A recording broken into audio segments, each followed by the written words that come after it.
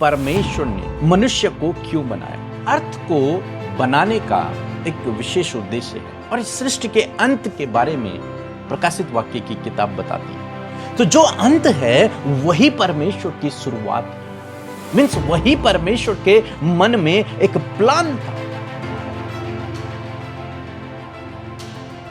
Praise the Lord दोस्तों, कैसे हैं आप लोग। आशा करता हूं, उम्मीद करता हूं कि आप लोग बहुत खुश होंगे और आनंदित होंगे।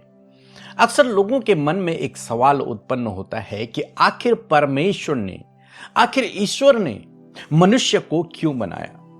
और इसके अनेक उत्तर कई बार हमारे पास पहुंचते हैं कि परमेश्वर ने मनुष्य को इसलिए बनाया, परमेश्वर ने मनुष्य को इसलिए बनाया। अनेक प्रकार के कारण लोग देते हैं, लेकिन एक कारण मैं आपको बताना चाहूंगा और जो बहुत ही इंपॉर्टेंट है, जिसे जानकर आप बड़े उत्साहित होंगे कि आखिर परमेश्वर ने आपको क्यों बनाया है। और जब आप इस बात को जानेंगे तो आप अपने लाइफ के, अपने जीवन के उस उद्देश्य को, उस लक्ष्य को पहचान जाएंगे कि ईश्वर ने, परमेश्वर ने आपको आखिर इस धरती पर क्यों भेजा। आप जानते हैं बाइबल की शुरुआत एक पद से होती है जहां पर लिखा है कि आदि में परमेश्वर ने आकाश और पृथ्वी की रचना की। हेवन और पृथ्वी की परमेश्वर ने रचना की।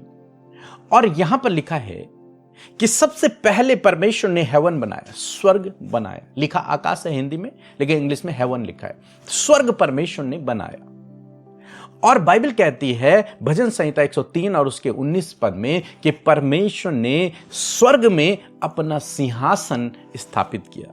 उसने स्वर्ग बनाया और स्वर्ग में अपना सिंहासन लगाया, अपने लिए स्वर्गदूत बनाए, एक प्रजा, मैं यूं कहूं एक प्रजा बनाई।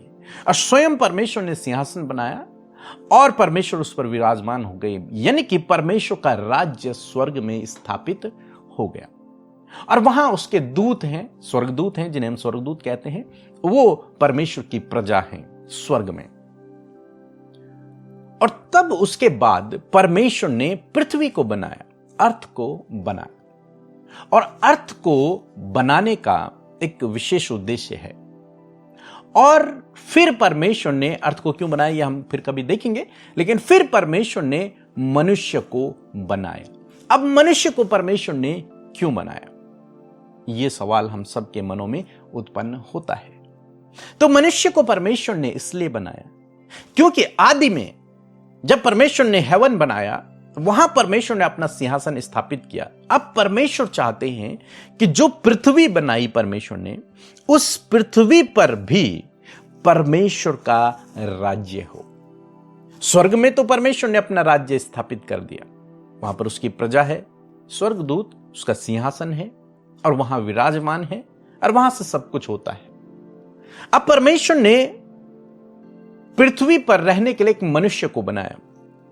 और उस मनुष्य का क्या उद्देश्य था? उस मनुष्य को इस उद्देश्य के तहत, इस प्लान के तहत बनाया गया कि यह मनुष्य पृथ्वी पर जाकर मेरे राज्य को स्थापित करेगा, परमेश्वर के राज्य को स्थापित करेगा।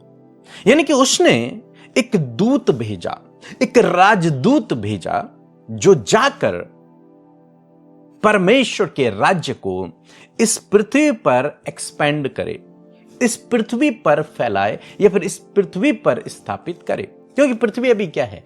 खाली है, सुनसान पड़ी हुई है, कोई नहीं है उसमें। तो परमेश्वर ने एक नेतृत्व करने वाले व्यक्ति को बनाया और उससे कहा कि वो जाए, फले फूले और इस पूरी पृथ्वी पर अधिकार रखे। अब मैं इस बात को क्यों कह रहा हूं कि आखिर परमेश्वर ने आपको और मुझे इसलिए बनाया ताकि हम उसके राज्य को इस धरती पर फैलाएं, इस धरती पर स्थापित करें। क्योंकि आप जानते हैं प्रकाशित वाक्य की किताब सब कुछ का अंत है, बाइबल का। और इस सृष्टि के अंत के बारे में प्रकाशित वाक्य की किताब बताती है। और प्रकाशित वाक्य की किताब यदि आप पढ़ेंगे और उसका 11 अध्याय और 15 पद यदि आप पढ़ेंगे तो यहां पर एक विशेष बात परमेश्वर ने कही है। लिखा है, जब 7वें स्वर्गदूत ने तुरही फूंकी तो स्वर्ग में इस विषय के बड़े बड़े शब्द होने लगे कि जगत का राज्य हमारे प्रभु का और उसके मसीह का हो गया और वह युगान युग राज्य करेगा। यह अंत है, यह अंत है, लास्ट। लास्ट क्या है कि यह संपूर्ण जगत, जगत मीन्स ये संसार, ये संपूर्ण जगत, ये संपूर्ण संसार का राज्य, इस पृथ्वी का राज्य लिखा है हमारे प्रभु का और उसके मसीह का हो गया। अब ये पृथ्वी का राज्य, अंत की बात, यह पृथ्वी का राज्य इस संसार में परमेश्वर अंत में एक राज्य को स्थापित कर रहा है, अपने सिंहासन को स्थापित कर रहा है और कह रहा है कि यह राज्य अब युगान युग का होगा, वो वहां से युगान युग राज्य करेगा। यह अंत है। तो जो अंत है वही परमेश्वर की शुरुआत है, मीन्स वही परमेश्वर के मन में एक प्लान था।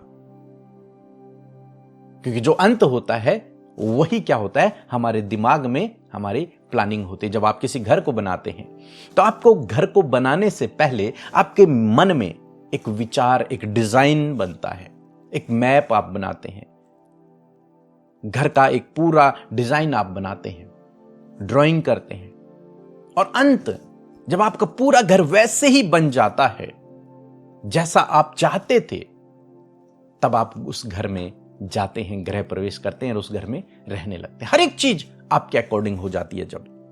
तो ऐसे ही स्टार्टिंग में जब परमेश्वर ने हेवन और अर्थ को बनाया, स्वर्ग और पृथ्वी को बनाया, तब परमेश्वर के मन में यह विचार था, यह योजना थी कि पृथ्वी पर मुझे अपने राज्य को स्थापित करना, जैसे स्वर्ग में मेरा राज्य स्थापित हुआ। वहां परमेश्वर ने स्वर्गदूतों को बनाया और यहां परमेश्वर ने स्वर्गदूतों के रूप में, मैं यूं कहूं, मनुष्यों को बनाया, ताकि ये मनुष्य पूरी पृथ्वी पर फैलें और मेरे राज्य को स्थापित करें। क्योंकि अंत प्रभु ये कह रहे हैं कि संपूर्ण जगत का राज्य, इस संसार का राज्य प्रभु का हो गया और उसके मसीह का हो गया, यीशु मसीह का हो गया। और अब यीशु यहां से संपूर्ण युगान युग तक राज्य करेगा। तो ये आपके जीवन का उद्देश्य है। इसलिए परमेश्वर ने आपको और मुझे बनाया है। हमें केवल इसलिए नहीं बनाया कि हम खाना खाएं, बॉडी बनाएं और एक्सरसाइज करें और जॉब करें और बच्चे पैदा करें, शादी करें और धन कमाएं और ऐशो आराम की जिंदगी जिएं, उसके बाद मर जाएं। नहीं, इसलिए नहीं। यह हमारे जीवन का उद्देश्य नहीं है। एक अच्छी जॉब पाना आपके जीवन का वो उद्देश्य नहीं है जिसके तहत परमेश्वर ने आपको इस धरती पर भेजा है। शादी करना या फिर अनेक प्रकार के कार्य, वो नहीं है।